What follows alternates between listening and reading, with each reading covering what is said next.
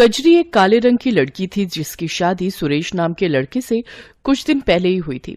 एक शाम कजरी खाना बनाकर सबको परोसती है। खाना मुंह में डालते ही उसकी सास कुंती उससे कहती है, क्यों रे काली बहू, अपनी माँ से कुछ सीख कर नहीं आई क्या, जो रोटी के साथ सब्जी की जगह नमक ही परोस दिया। माँ जी, घर में बनाने के लिए कुछ भी साग सब्जी नहीं है, आलू बचे थे वो मैंने सुबह ही बना दिए थे।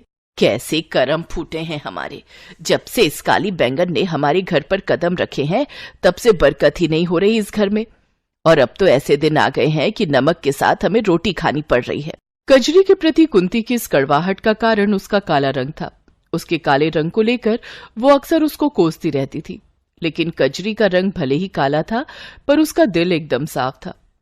वो दुर्गा माँ के प्रति बड़ी आस्था रखती थी। कजरी का पति सुरेश दिहाड़ी मजदूरी करके अपना घर चलाता था, लेकिन पिछले कुछ दिनों से उसकी तबीयत कुछ ठीक नहीं थी, जिस वजह से वो काम पर नहीं जा पा रहा था। डॉक्टर साहब, आखिर क्या हुआ है मेरे बेटे को? गर्मी में लू लगने के कारण इन्हें उल्टी दस्त और बुखार आ गया है।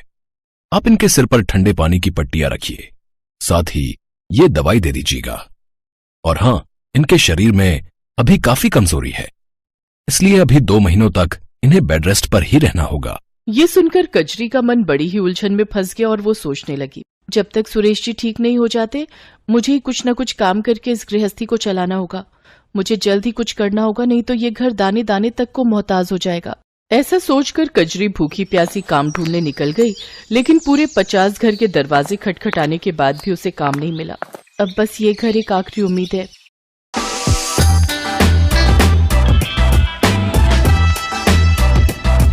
ये सोचकर वो उस घर का दरवाजा भी खटखटाती है। कुछ देर बाद वहाँ से एक औरत निकल कर आती है। मालकिन, मैं गरीब सुबह से काम की तलाश में निकली हूँ, लेकिन कोई भी काम देने को तैयार नहीं है। मुझे काम की बहुत जरूरत है, प्लीज मुझे काम दे दीजिए। देखो, मेरे घर पर काम वाली बाई लगी हुई है, लेकिन हाँ, अगर तुम बाजार से जाकर मेरे लिए कुछ सामान ले आओ तो उसके बदले मैं तुम्हें 100 रुपए दे दूंगी।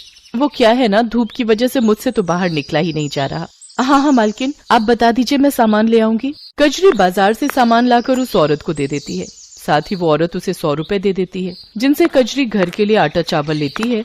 लेकिन सब्जियों के दाम सुनकर वो चौंक जाती है। हे राम, सब्जियां तो कितनी महंगी है और मेरे पास तो ये थोड़े से पैसे ही बचे हैं। ऐसा करती हूँ, आलू ही ले लेती हूँ, सस्ते हैं तो ज्यादा भी आ जाएंगे। वो उन थोड़े से बचे हुए पैसों से आलू खरीद लेती है। तभी वो देखती है कि एक बूढ़ी औरत 20 रुपए में 1 पाव अचार दे रही है। उसके पास काफी भीड़ लगी हुई है। कजरी झट से उसके पास जाती है। अम्मा, 1 पाव अचार दे दीजिए। अचार, आलू और आटा लेकर कजरी घर आ जाती है, लेकिन सारे रास्ते वो बस अचार वाली के पास लगी भीड़ के बारे में ही सोचती रहती है। और घर आकर वो अपने पति को ये बात बताती है। आज मैंने बाजार में एक बूढ़ी औरत को अचार बेचते देखा। उनके पास अचार खरीदने के लिए काफी लंबी लाइन लगी थी। मैं सोच रही हूँ क्यों ना मैं भी अचार बनाकर बाजार में बेचूं। बात तो ठीक है, लेकिन अचार बनाने के लिए जो सामान चाहिए उसके लिए तुम्हारे पास पैसे आएंगे कहाँ से?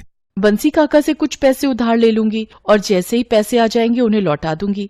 वो बड़ी उम्मीदों के साथ बंसी काका के पास जाती है, लेकिन वो उसे उधार देने से मना कर देते हैं। वो रोते हुए घर आ रही थी कि तभी उसे रास्ते में वो अचार वाली बूढ़ी अम्मा मिलती है, जो कि एक पेड़ के किनारे बैठी हुई होती है। अरे बूढ़ी अम्मा, आप इस वक्त यहाँ क्या कर रही हैं?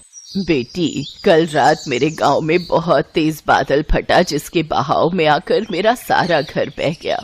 अब मेरे पास कुछ भी नहीं है। अम्मा, लेकिन आज भी मौसम खराब है, बारिश आने वाली है, आप ऐसे में कहाँ जाएंगी? एक काम करिए, आप मेरे साथ मेरे घर चलिए। उस रात वो बूढ़ी अम्मा कजरी के घर ही रुकती है। फिर अगले दिन सुबह वो बूढ़ी अम्मा वहाँ से जाने लगती है तो कजरी उससे बोलती है, अम्मा, आप इस उम्र में कहाँ जाएंगी? जब तक आपके रहने का कोई ठिकाना नहीं हो जाता आप यहीं हमारे साथ ही रहिए। वो बूढ़ी अम्मा मान जाती हैं। फिर कजरी ने उनके सामने अचार बनाने की बात बताई। तो बेटा, तूने मुझे पहले क्यों नहीं बताया? ये ले, मेरे पास कुछ पैसे हैं, तू इनसे अचार बनाने का सामान ले आ। कजरी उन पैसों से सामान लेकर घर आती है। दोनों मिलकर बड़ा ही स्वादिष्ट अचार बनाती हैं। अम्मा, वैसे आपने मुझे अपना नाम नहीं बताया। वैसे तो बेटी मेरा नाम भवानी है, लेकिन लोग मुझे कई नामों से बुलाते हैं, कुछ तो मुझे दुर्गा भी कहते हैं। ये सुनकर कजरी सोच में पड़ जाती है। अगले दिन कजरी दुर्गा माँ के सामने मत्था टेक कर बूढ़ी अम्मा के साथ अचार बेचने बाजार जाती है। कुछ ही देर में उसके पास लोगों की भीड़ लग जाती है। मुझे 2 किलो अचार दे दो, मेरी बहू पेट से है, उसका बड़ा मन करता है अचार खाने को। और मुझे 3 किलो। कुछ ही देर में उसका सारा अचार बिक जाता है। कुछ ही दिनों में वो सारे बाजार में स्वादिष्ट अचार वाली के नाम से मशहूर हो जाती है। उसकी खूब अच्छी कमाई होने लगती है। अम्मा, आज तुम्हारे कारण ही मेरी अच्छी कमाई होने लगी है। बेटी, ये सब दुर्गा माँ का कमाल है। मेरी मान तो अपनी कमाई में से कुछ हिस्सा तू गरीबों में दान कर, इससे दुर्गा माँ बहुत खुश होंगी। कोई जरूरत नहीं है भिखारियों को दान देने की। अरे पैसे क्या पेड़ पर उगते हैं? और तू बुढ़िया, जल्दी से अपना बोरिया बिस्तर यहाँ से बांध ले। अब तुझे हम और इस घर में मुफ्त की रोटियां तोड़ने नहीं दे सकते। अगले दिन जब कजरी सोकर उठी तो उसने देखा कि बूढ़ी अम्मा घर में नहीं है। अम्मा, अम्मा, कहाँ चली गई आप? लगता है माँ जी की बातों ने उन्हें यहाँ से जाने पर मजबूर कर दिया। पीछे कुछ दिनों में कजरी का उस बूढ़ी अम्मा से खूब लगाव हो गया था। उनके जाने के गम में वो काफी दुखी थी। फिर वो अपनी सास के खिलाफ जाकर मंदिर पहुंचकर जरूरतमंदों को दान देती है।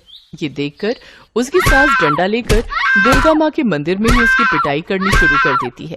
4 पैसे क्या कमाने लग गई? तेरा तो दिमाग ही चढ़ गया है। अपनी सास की बातों को अनसुना करेगी? तेरी इतनी हिम्मत? हे माँ दुर्गा, मुझे बचा लो। तभी दुर्गा माँ की मूर्ति से वो बूढ़ी अम्मा बाहर निकलती है और दुर्गा माँ का रूप धारण करके कुंती से कहती हैं, कुंती देवी, तुमने मेरी भक्त पर जुल्म किए हैं। तुम्हारे पापों का घड़ा भर चुका है। अब तुम्हारा अंत तय है। माँ, मुझे माफ कर दो। मैं नहीं जानती थी वो बूढ़ी अम्मा आप ही है। अब से मैं कजरी को कभी नहीं सताऊंगी। हाँ माँ, इन्हें क्षमा कर दीजिए। कजरी, सिर्फ तुम्हारे कहने पर मैं इसे माफ कर रही हूँ। कजरी, तुम्हारी भक्ति से मैं बहुत प्रसन्न हूँ। अब तुम अपने इस अचार के व्यापार को मेरे नाम से चलाओ। देखना, तुम्हारा ये कारोबार खूब फलेगा। तुम खूब तरक्की करोगी, ये मेरा आशीर्वाद है। इतना कहकर दुर्गा माँ अंतर्ध्यान हो जाती है। कजरी दुर्गा माँ के नाम से अचार बेचने लगती है। कुछ ही महीनों में उसकी खूब कमाई होने लगती है और वो खुद की एक बड़ी सी दुकान खोल लेती है, जिससे उसे खूब कमाई होती है। साथ ही अब सुरेश भी पूरी तरह ठीक हो चुका था। अब वो भी कजरी के साथ मिलकर दुकान चलाने लगा। तो वहीं कुंती भी अब कजरी के साथ अच्छे से पेश आती है।